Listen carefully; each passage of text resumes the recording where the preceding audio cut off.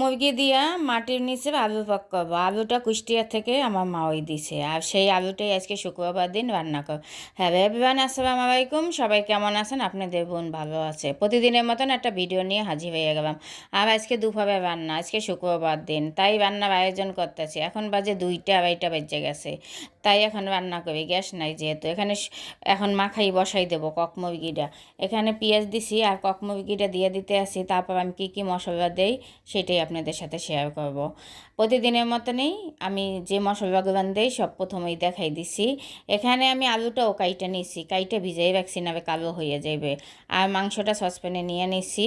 এখন আমি আদা বাটা রসুন বাটা 2 চামচ করে, আর মরিচের গুঁড়ো আমি 4 চামচ দিতে আছি, হলুদের গুঁড়ো 2 চামচ, লবণ স্বাদ মতন, জিরা বাটা আমি 1 চামচ দেবো, ধনিয়া বাটা 1 চামচ দেবো, পরিমাণ মতন তৈরি দেবো, গরম মশলা এলাচি দারচিনি সব কিছু দিয়ে মাখাইয়া রোহিডে বসাই দেব।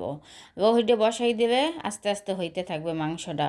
যাই হোক, গ্যাস নাই, কী করবো দুঃখে। আর বাইরে থেকে এত পরিমাণে রোদ্র, ভিডিওটাও দেখা যায় না।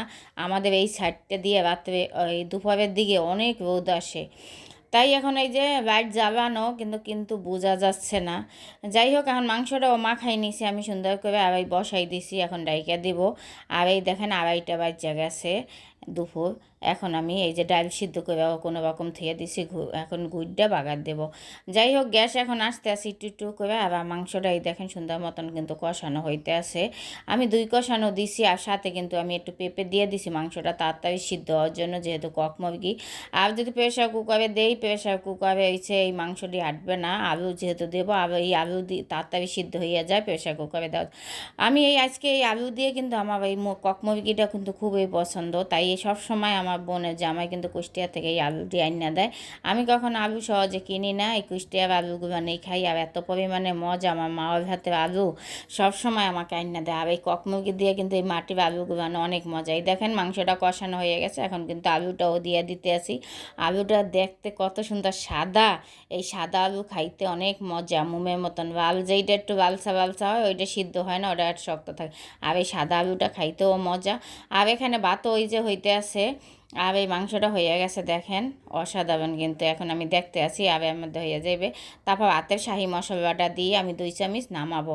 এইভাবে আপনারাও কিন্তু এই কক মুরগি দিয়ে কিন্তু এই মাটির আলুটা খাইতে পারেন। আর দেশ গ্রামেও কিন্তু এইভাবে মুরগি দিয়ে খায় আলু, আর এই আলুটা কিন্তু অনেক মজা। আপনি গরুর মাংস দিয়ে কোন, বেশিরভাগ আমার কাছে কক মুরগি দিয়েই। আর এখন দেখেন হয়ে গেছে, আর আমি এখন ডালটাও বাগার দিয়ে দিতে আসি। আর ওই চুলে আর একটু হইবে, হাতে শাহি মশলাটা দিয়েই করবো।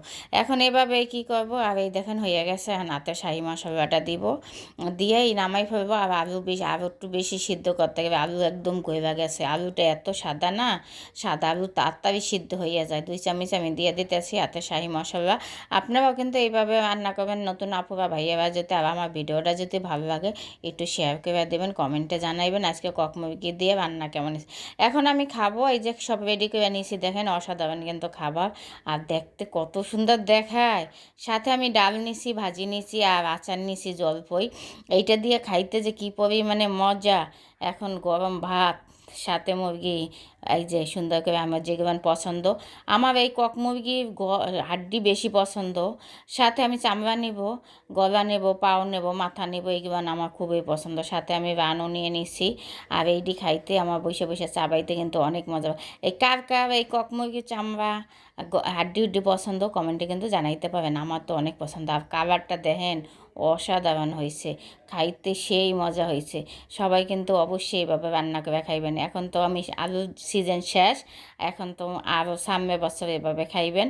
আর আমার ভাগ্যে আছে বিদায় আজকে খাইতে আসি। আর সবাই এভাবে খাইবেন, সবাই আমার জন্য দোয়া করবেন। আমার রান্নাটা কেমন হয়েছে অবশ্যই কিন্তু ভাইয়ারা আপুরা একটু কমেন্টে জানাইবেন, আর একটু শেয়ার করে দেবেন। আপনার বোনের রান্না যদি ভালো লাগে অবশ্যই একটু শেয়ার করে দেবেন, আর কমেন্টে জানাইতে কিন্তু ভালো লাগে, ভুল করবেন না। আর কিন্তু পুরো ভিডিওটা সবাই দেখা তারপরে কমেন্ট করবেন, ধাক্কা দিবেন না কিন্তু। ঠিক আছে, আপনাদের ভিডিওটা আমি পুরো দেখে তারপরে এই যে আচার নিয়ে নিতে আসি, এখন খাইয়ে বলবো এত মজা হয়েছে বলেন। পেটে ওকে খিদে, দুপুরে টাইম টাইম পার হয়ে গেছে, রান্নাও দেরি হয়ে গেছে।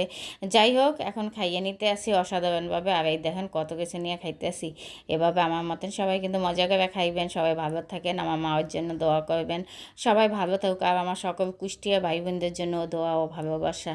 আর সব ভাই বোনদের জন্য এই দোয়া। কিন্তু কুষ্টিয়া তো আমার বোনের শ্বশুরবাড়ি, এই জন্য সবার জন্য